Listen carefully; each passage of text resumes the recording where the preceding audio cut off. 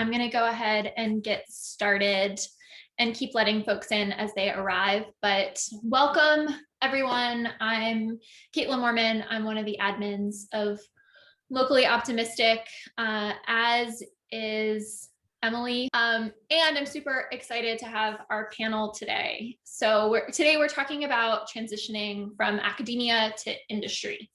And we were just talking about this a few minutes ago. I ask for feedback on event topics a few times a year. And this one was really interesting because everyone who wanted to attend also wanted to speak. So there's like a lot of pent up feelings on this. I have a feeling we're gonna have a good conversation here. And we're also going to try to be a little more structured than usual today. So bear with me on a couple of housekeeping details. We're testing out creating Slack channels for each meetup conversation. So we've got a Slack channel called Meetup-academia-to-industry. And if you want to join that, we'll use that channel instead of the Zoom chat. After we get through this section, I'm going to spotlight our panelists so everyone can keep them on screen. It's a relatively small group today, but that'll still make it a little bit clearer. And then we're going to go through and do intros of the panelists one by one. And we're going to start with dun, dun, dun, dun, Marielle. Cool, yeah. So hi everyone, my name is Marielle. I'm actually based in Berlin, Germany. It's about 9 o'clock in the evening right now. So I am currently, my title says I'm a data scientist, but it doesn't feel like it because I'm not really working on data science projects. I'm mostly doing a lot of analytics engineering, and yeah, just kind of your usual kind of BI like data analysis for a small company in Berlin that creates medical content for physicians. And my academic background, which I guess is relevant for this panel, is in psychology. And in 2018, I completed a PhD in a field called the learning sciences. And I like to describe learning sciences as a combination of psychology and computer science to study how people learn, especially in this digital age. So yeah, happy to be in the panel. That's super interesting. I've never heard of that as a combined discipline. That's really interesting. Yeah. Awesome. Adam, you are up next. Awesome. I'm Adam, and I am actually based in London, which it's 8 o'clock right now, so similar time zone to Marielle. I'm a senior analytics engineer at Netlify, and I joined Netlify at about 5 months ago. And in 2017, I got my PhD in educational neuroscience and neurolinguistics. And Marielle, it's very interesting because you brought up the learning sciences, and sometimes we called our degree the science of learning. So, pretty similar on that one. I guess we almost look the same.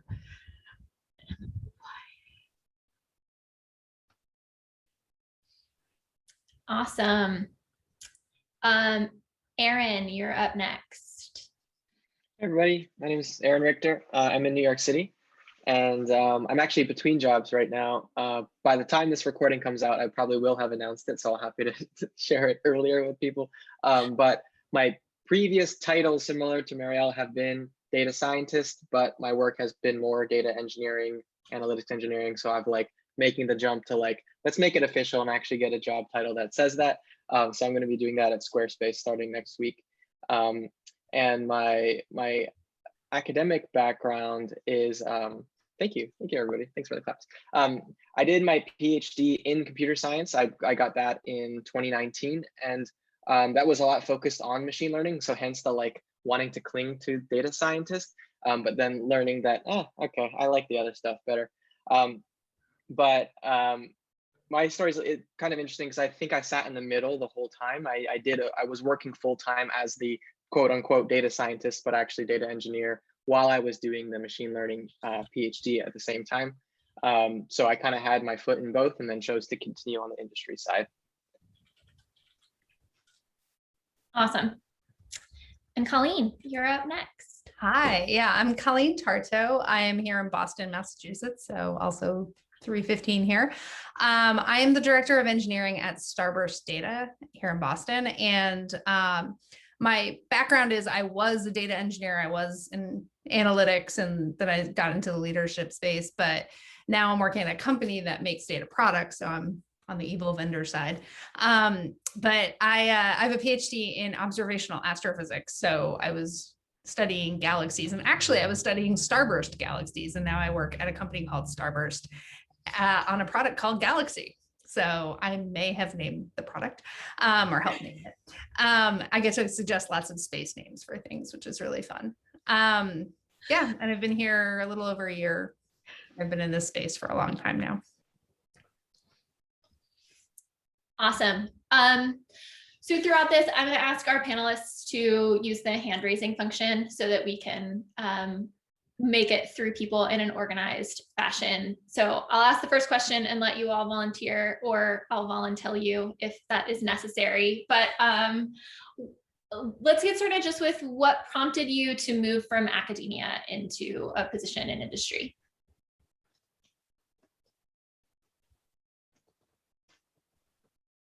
Colleen, let's start with you.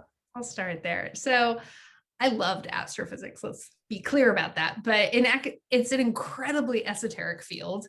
Like, unfortunately, nobody's lives are directly made better by the fact that I studied this one specific property of certain kinds of certain galaxies, right? And so for me, I was loving the technologies and the things I was doing, but I wanted to do something that, I got to work with people and things like that. So, and then also halfway through grad school, I realized my advisor had 8 students working under her, and then she was 30 something. So in 40 years, she might vacate one position. And so just the numbers game showed me that I wasn't going to have a lot of career path there. So, and then also I'm a bit older, and, this was 2005 when I graduated. And so the economy was really unstable. So for me, it was kind of a no-brainer to leave academia, but I definitely didn't want to do software, because to me, software was sitting in front of a computer all day, every day, coding. And I didn't realize that there's a lot more to it, and that I also already had a lot of skills that were very relevant. And so for me, I did not plan on going into software, but then it just it happened. Recruiter found me, and the rest is history. So Marielle, what about you? Yeah, so yeah, for economic reasons as well, there are more jobs in industry than in academia, but also, so in the 3 years that I was doing my PhD, I realized that I guess the research culture, specifically in my field here in Germany and in Europe, is very different from what I think research should be in especially learning in research. So just to kind of give you an idea, because the tradition of psychology here in Germany is very old. I think it even originated here. Their methods are very traditional. So a lot of lab research. And for me, if you're going to study how people learn, I think it's better to do that in actual school settings. And so I had a lot of arguments with my supervisor at the time about what learning should be and how it should be done and how it should be researched. And that just didn't mesh well with him and his contemporaries, which meant that job opportunities for me were compromised. So, but the good thing about my position, because so maybe kind of sidetrack a little bit, in PhDs in Germany are usually full-time research positions at a university. So you are employed and it counts as work experience. And for me, I was really lucky that my position was within the computer science faculty of my university. And I was exposed to coding practices, which is not necessarily standard for psychology students. And there I got to learn more about data science and machine learning. And that's kind of how I found my way out. I don't want to say that, but let's just say that if the research tradition meshed well with my values, then I would have stayed in academia, but I was happy to have found other opportunities. So yeah. Adam, I saw some big nods there. I'll let you run next. Definitely, yeah. There's so much to agree with between Colleen and Marielle. For me, I loved what I was doing. I mean, I was studying baby brains and doing neuroimaging of their brains when they were 6 months and 12 months old and watching the brain develop. And it was just so amazing. And really, I mean, you could measure the difference between the groups and see how life experience was impacting their brain development or not. And so, yeah, that was great. But what kind of turned me off about academia was, right, like the career prospects, the job prospects were not that great. So like 200 competing, you know, for one tenure track position. And it was pretty much the same story all over.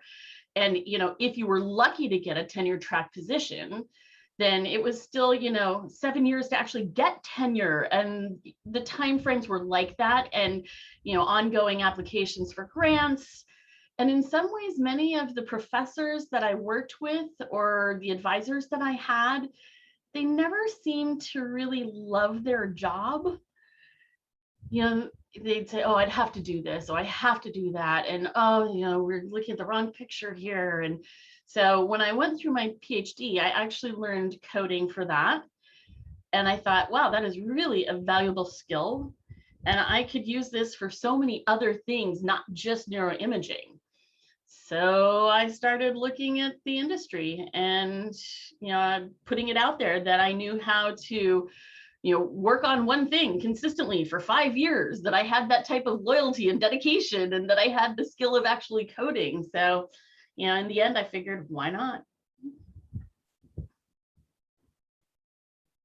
Yeah, awesome. And Erin, round us out. Yeah. So again, mine is a little different, and it's a little rooted in indecisiveness, actually. So I did my undergrad in software. So like that's you know, slightly another difference too. And so I was just like finishing that off. I graduated kind of early for my age, and so I didn't really know what I was doing. I assumed I was going to go into software development, but then I got kind of pulled into academia, like unknowingly, by a professor who was teaching an undergraduate course, but normally is a graduate research professor, and loves to pick out good candidates and for people to be kind of his students as an advisor. So it kind of worked out that way. So I was like, oh, okay, cool. Let me just do this PhD thing, not knowing what I was getting into.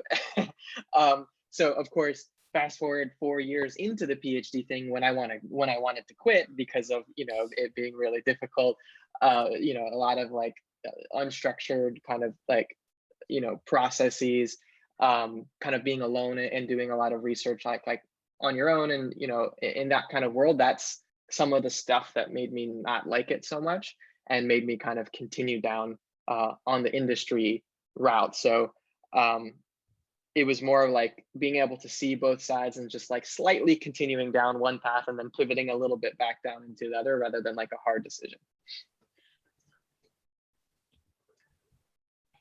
That makes a ton of sense. So some of you alluded to this a little bit, but maybe you can walk us through a little more detail around how you got your first industry job and what were some of the challenges around that process, or maybe not, maybe it was very smooth sailing for you. Adam, let's start with you. Yeah, so I mean, he's freezing for me. So how I got an industry job was kind of the challenging part was,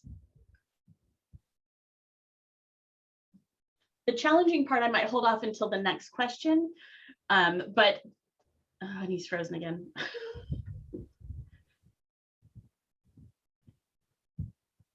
I actually got my first industry job through networking. I had a friend who worked for a company, and the owner, it was a deaf run company. So I used my deaf network to get in. And he was a good friend of mine. And I had talked to him about how much I had learned about coding in the last few years during my PhD, and that I was doing data analysis and, you know, knowing how to do tests and knowing how to set up experiments, and that I had taken like 6 statistics courses. And he said, oh, we really need someone who can analyze our numbers. We really need somebody who can give us the basic information about our business metrics and, you know, can use a Mac, and who, you know, maybe could work for us 10 hours a week or something like that for a contract position. And I actually hadn't finished my PhD. It was my last year of my dissertation. And so that's how I got my foot in the door, was through a friend of mine and in a part-time position, but then it became a full-time job about 6 months after I had finished my PhD. So yeah, that's how I got into it. You know, it's a good retrospective.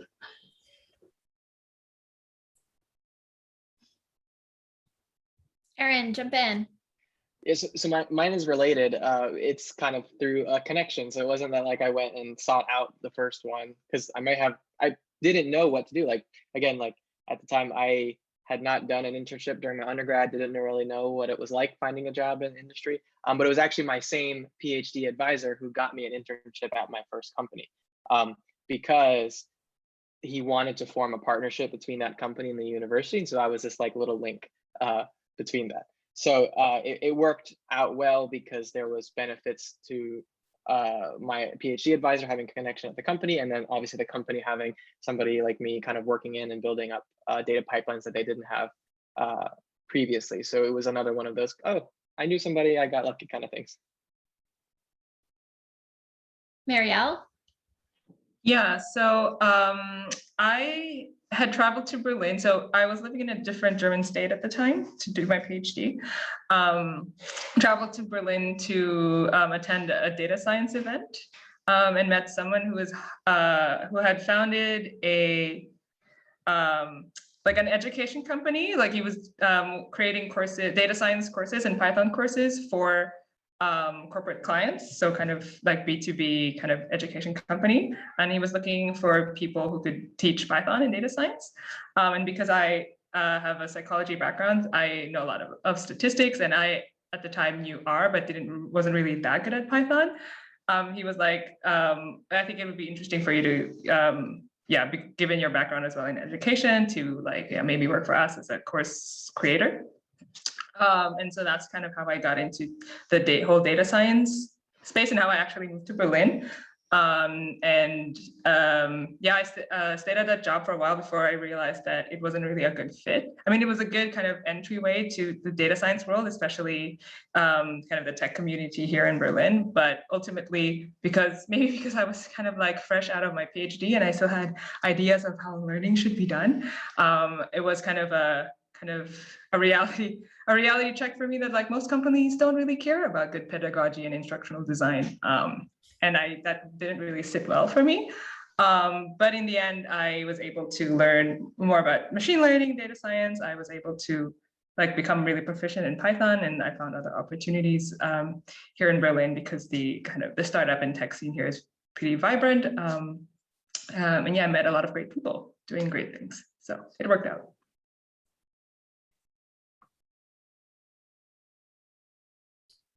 Awesome. And Colleen?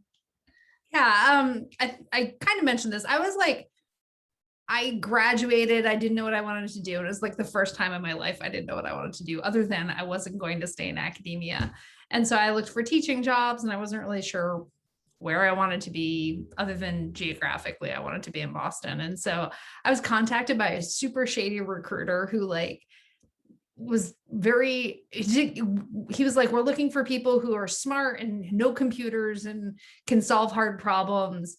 And it honestly sounded like a mafia front. He couldn't tell me too much about the company because it was like a small startup. Their website was literally a page, and it was really sketchy. And I ended up working there for 7 years. It was Ab Initio software. here in Lexington, Massachusetts. And it's an incredible company and I loved working there.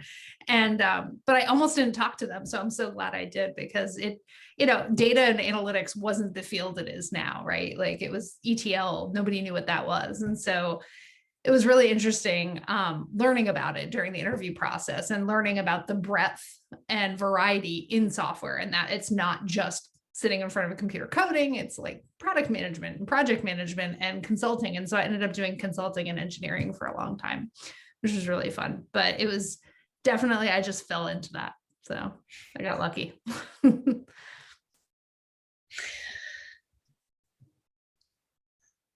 So I'm going to combine, I sent the panelists a list of questions ahead of time, but I'm going to kind of combine the next two to let you choose kind of your path. But what surprised you? What was like significantly different about the reality of working in industry? And or what did you take with you? So like what felt like a natural fit for your skills as you brought them into industry, and where were you finding those kind of bigger surprises?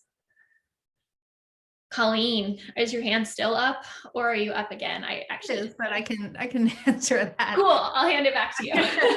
So yeah, for me, the thing that was surprising is, like I said, there's so much more to writing code than just sitting in front of a computer. It's like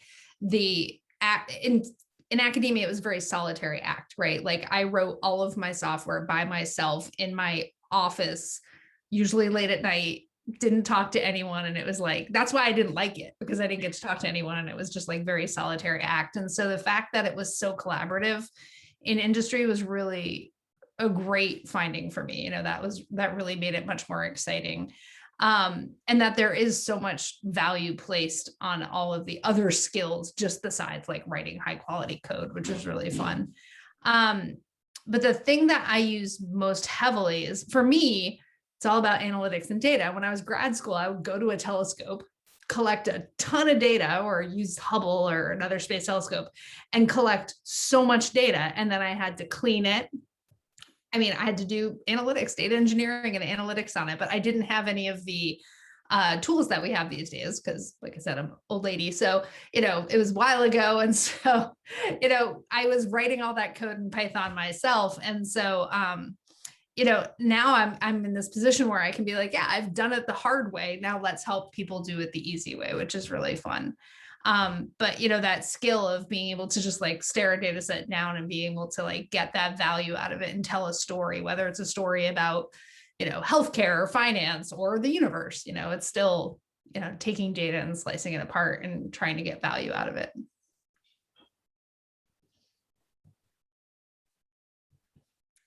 Adam. And he's frozen again. So the biggest surprises and the biggest challenge was working with a manager. For me, that was a new relationship that I had to learn in the business environment. And, you know, when you have an academic advisor or PhD advisor, they're typically very hands-off in the process.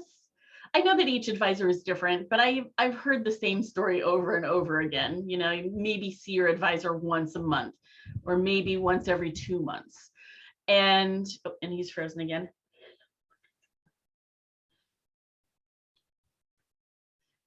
And then they, you know, kind of like, okay, peace, see you next semester, you know, go for it. And they're just it's a very hands-off process working with an advisor, you know, and you write 100 pages and then show them. And that compared to business was like, wait a minute, I have to talk to my manager every day. And one of the biggest lessons that I learned at my last job was that your manager actually needs to know what you're doing every day. They have to know that, you know, in order to be able to be the team leader, they have to know what everyone is doing every day. And I didn't communicate that with my manager. I was like, I'd go a week or so, maybe not a week, but, I'd go a few days of working on something. And then my manager would be like, that's not what you're supposed to be working on. You should be working on this other thing. So that was a huge learning curve for me. How to work with a manager was, that was a huge learning curve for me. And, compared to being in academia, very big difference. And Marielle? I just want to say I totally relate with the whole manager thing. I think, so one of the things that surprised me about working in industry that I didn't think would surprise me was that it's kind of difficult to analyze data sets that you didn't collect yourself. So analyzing data you didn't collect yourself. So that's really tough for me. So at work, we have our own, we have this custom tracking system that's built by our backend engineers, and I pester them constantly to ask them about how they did this thing and how they define the sessions and how they calculate page views or whatever, because I just really need to know the context. And so I'm that annoying person in the team who's like, we need context, we need to put context in these numbers. Because I'm so used to gathering my own data, cleaning my own data, and defining, I guess, variables, I guess you would call that, which is, I guess, the second part of the question is what is the skill that I learned from my PhD that I use the most at work is my skill of operationalization. So operationalizing abstract things. So when I was doing my PhD, I had to define what I meant by learning, because I was specifically working in collaborative learning, so online collaborative learning. And there, you have to, in your papers, specify whether you mean learning of an individual within a group or a group output. So there's a difference, right? So for me at work, I am very specific about how I define, for example, a page view or a session. And I make sure that is very, very transparent to everybody in the team, because it's so important to be on the same page about these KPIs. And I'm quite thorough about it, I guess more than my peers. And I would credit that to my, I guess, academic background and having done a PhD.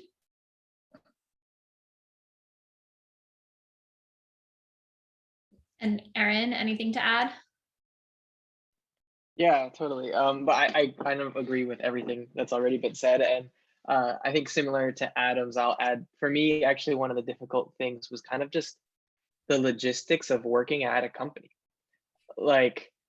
We came in and we had project management software, and we even in my case, in my undergrad and grad school, we didn't even use Git or anything. So it's oh, I have to create pull requests and commit to stuff and ask people to review my code and work with deadlines and and it was all this environment of I knew I could code and I can kind of do that kind of work, but it's kind of just the culture shock of jumping into a place that's kind of moving forward. All the jargon is already used. I don't know, I had the hardest time actually when people would say that they were pinging each other. I couldn't grasp, put my head around what they actually meant, because I'm oh, pinging is what you do to a different machine in your network. And I'm wait, what are they saying? And then so a lot of little things like that too, you kind of have to get up to speed really fast. But I think something that I said that I don't like about academia actually did help me in industry is that a lot of the times you might be kind of left on your own to figure things out. So I had kind of that skill, that just kind of gritty, do it myself kind of attitude to be able to poke around and find things, because at my first job, I was at a startup and I was the first data person. So similarly, I had to go poke around the app to figure out how the data was stored. And from academia, you're usually dealing with limited resources and trying to do things. So you had to hack this one server to do something that's completely different than what it should be doing, and go around a lot of different things. So it was just kind of that kind of just tactical kind of stuff, was able to just bring that in. But I'd also like to reverse that concept too, because I have the benefit of, again, like I said, being at industry and academia more or less at the same time, that I brought a lot of stuff that I learned from industry into the academia. all the technical skills. So like we were building on Hadoop and Spark and big data and like all that kind of stuff, where like I was basically, because I learned that on the job, I was helping everybody in my research lab deal with their large data sets. And so that stuff, you know, just the consequences of academia being 10 years behind the industry, just nobody kind of was up to speed on that. And it's very, very theoretical, a lot of what you learn, right? Like they didn't even teach me Python in my machine learning graduate school. I mean, this was, you know, 6-7 years ago now, but all that stuff really helped me, I think, get my research going a lot faster than I would have. I really love the theme of sort of just adapting to an office as like a different culture, and that it's particularly challenging in this transition because you are enough older, you've got experience, you feel like you're good at a lot of things, and then you come into this situation that's like very foreign and makes you kind of question a lot of that, the skills that you do bring. Like I went through something very similar. I grew up, my parents both work in healthcare. I'd never set foot in an office, and I got into an office for the first time and I was like, what is this even? Like, what are people doing? How do we, like, all the tools were totally foreign, and like just the culture of it. But I was, you know, 20 or something, it was an internship. And at that point you're like, I'm not good at anything. It's fine. Tell me I'm not good at it. Versus I have a PhD. I'm a very smart person. Why don't I know what you mean when you say ping? It's an interesting sort of different experience of something very similar. So what's something that you've learned about working in industry that you wish you had known before, something that would have made this transition easier or made you more, you know, Erin, I appreciate your sort of like what you pulled back into academia. Like what would you wish you had known, either to make the transition smoother or to make your life in academia better without the transition?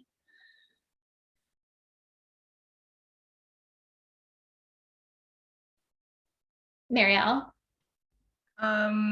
So for me, this, like, I have absolutely no regrets about doing my PhD, but I wish I had known that the burden, if I wanted to transition to academia, to industry, the burden is on me to be able to articulate what I learned from academia to industry. So nobody in industry really understands what we do and the training that goes into doing a PhD and how valuable that is.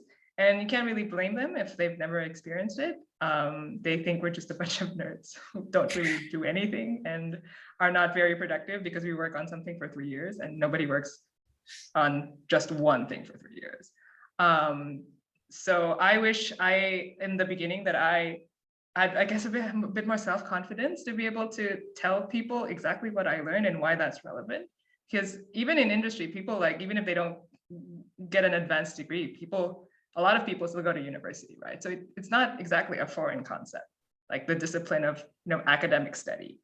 And to work with on something for 3 years, even if that is unrealistic in industry, it is, you know, it's still a journey that you undertake for 3 years, and that has to mean something too. Like that has to have given you something that is valuable to someone else, that is valuable to people outside of industry, of academia. But it is an ivory tower, so it's like you can't really blame people for, you know, feeling shut out and not really understanding what it is that we do. So the burden is on us to figure that out and tell people about it. So yeah. Yeah, absolutely. Colleen? Yeah, I completely agree with everything Marielle just said. I couldn't have said it better myself. And I think building on that, for me, I think one thing that I've learned in industry that I wish I had known in academia is that soft skills are skills, right? And it's not just about like the data skills and the analytic skills. And like, obviously all of that is incredibly important. And like, I think that's what the PhD shows you, is that you can do that technical work.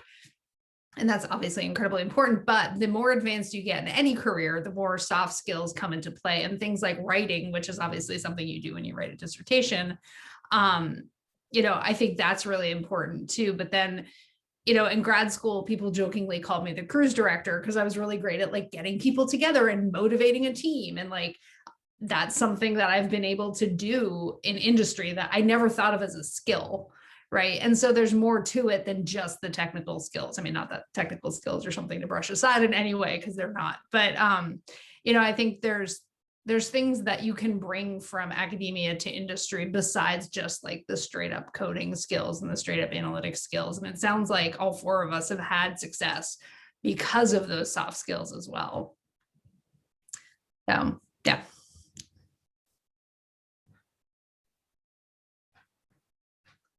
Erin? Yeah, and so mine is interesting too, because like, again, I started the PhD at a time where like data science had just barely been defined, and like data engineering wasn't even a concept either. So one thing that I think I would have liked to know is that I didn't necessarily need a PhD to do a data engineering. Not that I regret doing the PhD at all, because like, obviously I don't kind of believe in regretting things anyway. I think everybody's journey is unique, and I'm really happy that I did it. I have letters after my name. I could use it in the future. But when I talk to a lot of people now, obviously having the PhD, and they're asking me, hey, I'm in the master's program, should I get a PhD? I want to work at Google doing whatever.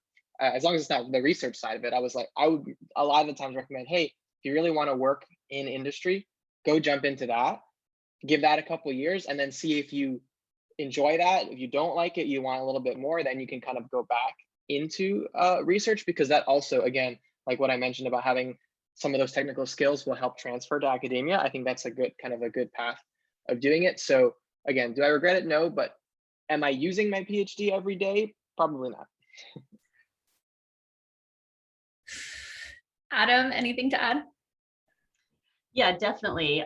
I feel like I worked very hard to get my PhD, but I don't use it much on a daily basis. But I mean, I feel the same as Erin. I don't regret it. I loved doing it. And where I am now,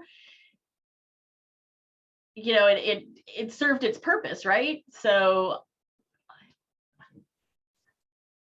I learned a lot, and I did advance my career, just not in the path that I envisioned when I started.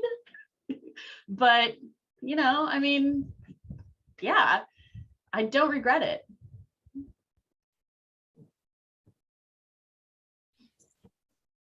On that note, you don't have to regret it, but our last question that we had queued up was, what do you miss? Even if you don't, whether you think fondly about it, whether you think about, what if, what do you miss about sort of the academic life that you can't replicate in industry? Colleen, that hand went straight up. I wanted to be clear that I also don't regret it, even though I'm doing something completely unrelated to my PhD. Like, I'm not doing astrophysics anymore, right? No, I definitely miss the schedule, the like flexibility of being in academia and kind of like making your own schedule. And it kind of goes along with what I think Erin was saying of like not having a manager, or learning how to have a manager, right? Like, you had to manage your own time. And so it gave you a certain freedom and flexibility that you don't have when you actually have like direct reports and like quarterly roadmaps and things like that. So sometimes I miss that. Sometimes I don't, but yeah, that was the first thing that came to mind. Adam? Yeah, one thing that I definitely miss about academia is just having so much time to think. You have time to think about theories and, whiteboards that you just diagram, if I was running this experiment, like if this would happen, or maybe this would happen. And, you can provide support for that theory or for another theory. And you just have so much time to just think through those things and to talk with other people. And one thing that I really enjoy about my experience working with research assistants and undergrads and other grad students, it's a little bit like a revolving door. Every year, every academic year, you've got a new batch, and there's a lot of what's the word I'm looking for, kind of inspiration working with young college students, and advising them on what classes to take, or if they want a master's degree or not, or, teaching them basic research skills or coding. I did that for 5 years and I really enjoyed that part of, academia. It's a lot of research as well when you're mentoring, right? So I think that is one of the things that I really miss about academia that was kind of built into the work that we were doing. Yeah, it sounds like you need an intern, I think.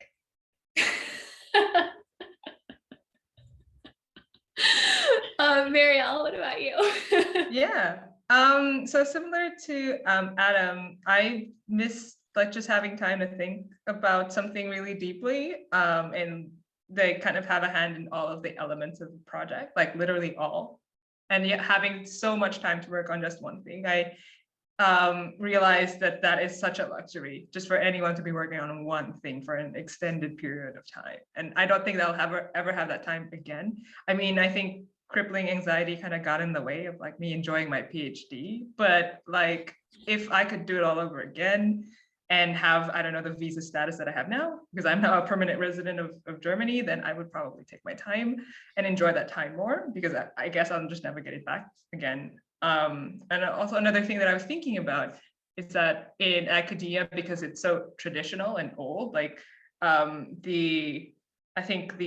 I guess the parameters or the criteria for expertise is pretty clear cut. So I do miss being an expert in one thing and being the person to go to for, I guess, at the time, like online collaborative learning. And I don't know if I'll be an expert at one thing in my tech career moving forward. I mean, I hope so. But I guess because I know data science, analytics engineering and all that is relatively young, I hope in my lifetime I will become an expert at something, but I'm not really sure like at what point in my in the next 30 years, like when that'll happen. So yeah, that's one thing. And Erin. Yeah, I'll echo kind of everything that everybody else has said. I think I miss most just like being able to read about random things just for fun and spend a lot of time doing that. Not that I can't do it now, but I think it's also reflective, similar to what Marielle was saying, of like, for me, also maybe in that time of life that I was in, like I had this little stipend, I didn't have a lot for rent, I was living at home. So I was kind of just like figuring things out for myself, going down different paths. And, once you start getting bills and 9-to-5 job, you kind of have to keep your focus on that, and it's less enjoyable to just like read a random paper about some new deep learning thing that I'm not going to use because I'm writing SQL queries. So that's definitely something I think that I miss probably the most, and I'm trying to bring that back into my life now, like making the space to do that.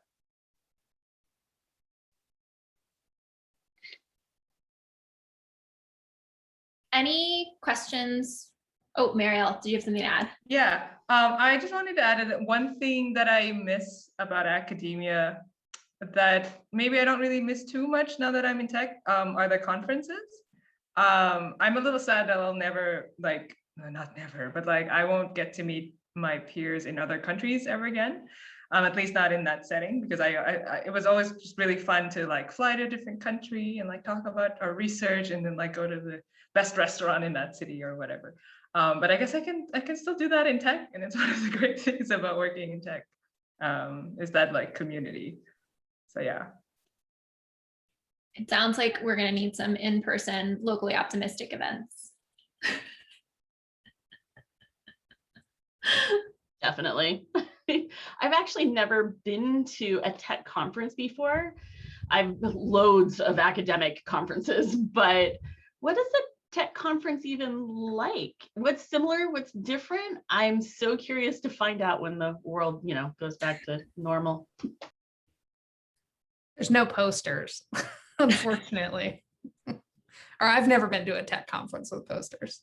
And no best paper awards or whatever. Yeah. Or are there best talks awards? I'm not sure. Yeah. Better swag.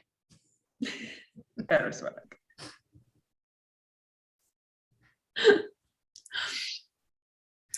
That's awesome. So one of the things that I heard from you all in your intros is just like a passion for what you were working on in academia. Have you found it challenging to find a similar amount of passion for the work that you've done in industry?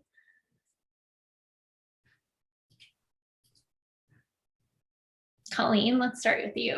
That's a really excellent question, Caitlin. I think my answer is yes, but it's a different kind of passion. It's like a longer running passion. Like I'm not, like Marielle was saying, I'm no longer like the world's leading expert on this one very narrow thing, right? And instead I have passion for like the field of data and analytics, right? And it's like I've turned the one passion into another passion, but there were definitely times where like I missed that narrow focus, right? In being like the world's leading expert in absorption spectroscopy of dwarf starburst galaxies in the nearby universe, right? Like for a while there, that was me. But I definitely think that it's a different kind of passion, right? Like now I'm more like, I'm not the expert, but like I can go find the experts and it's more collaborative, which I really enjoy. Marielle? I don't I don't think so. Then again, I've only been in industry for like under 3 years, so maybe there's a lot of time to build passion. But thinking about how I felt about my PhD work back then, I don't think it was necessarily good for me to be that passionate about this one thing that like a handful of people only care about. So I am one thing that I would say passionate about, or that I really enjoy in my work now, is helping people realize things that they wouldn't have otherwise realized. Because there's a joke that psychology is the study of pointing out the obvious, and so now a lot of things are obvious to me because of my training in psychology and data, and it seems like a lot of my peers and my colleagues appreciate it when I point out things that they have missed, because to me, like, something was very obvious. So I like helping people kind of have moments like that, and it makes like my work worth it. So yeah.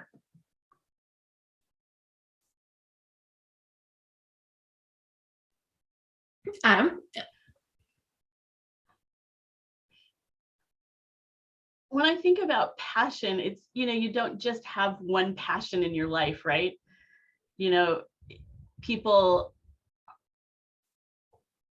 might have one passion for many years and then have another passion for, say, the next 10 years, or maybe 3 different passions at the same time. They're passionate about, several things, and it's constantly changing. So I think that that's part of the journey as well. And for me, I'm passionate about brain development, and how does a baby recognize language in their environment, and how do babies know that they're hearing their mother's voice instead of the TV, or like maybe they're hearing the washing machine, or that makes noise as well. Why doesn't a baby pay attention to it? Why don't they try to communicate with the washing machine because the washing machine is making noise? How do they know their mother's voice is the thing to target in on? That was my obsession for 5 years. But it's not anymore, and that's okay. And I like to make sure that data is in the right place, and he's frozen on the signed place for me. And making sure that it can support I can support the team in everything that they do. And so that's now my passion, and that's cool. Like, I'm cool with that. I'm cool with having that change after 5 years, and in another 5 years it might change again, and I'm okay with that too. And Erin, round it out. Yeah, again, echoing a lot of what other people said, I'd say like in doing my PhD, I think I was very passionate about machine learning for detecting skin cancer, right? But as again, time goes on and I get a little bit jaded working with code and with data and working in industry and working with managers and like all of this stuff, right? I've started to transition a lot to like my the word, I'm blanking on the word. The thing that makes me money doesn't always have to line up with my passion, right? And so I think that fluctuates over time. Like I've definitely been very, very, very passionate about data and all things data and my research, and I'm like transitioning to a point where like I'm happy to really enjoy what I do for my work and then find passion in outside work and hobbies and then things like that. And I expect that it's going to continue to fluctuate in and out like that. So I think it's good to just kind of embrace how that goes instead of feeling like, oh, why don't I like this as much as I used to, you know? Yeah, those are such good perspectives. Thank you so much. We are just about at time. I really appreciate the perspective that you all have brought and sort of the depth of this conversation. And also now I want to ask all of you so much more about your research because it's all super interesting. So Erin, Colleen, Marielle, Adam, Mindy, thank you. Thanks. I super appreciate it. And everyone who is listening, thank you. And be sure to, ask any further questions that come up in the Slack channel. If this isn't an active sort of conversation, we'll archive it. If this is something that we want to chat about long-term, we'll just turn it into a channel. So bring your questions and thoughts and everything there. Thank you, Caitlin. Those were excellent you, questions, Caitlin. by the way. Have a great afternoon. Agreed. Thank you. This was really great. Thanks. Thanks, Caitlin. Bye.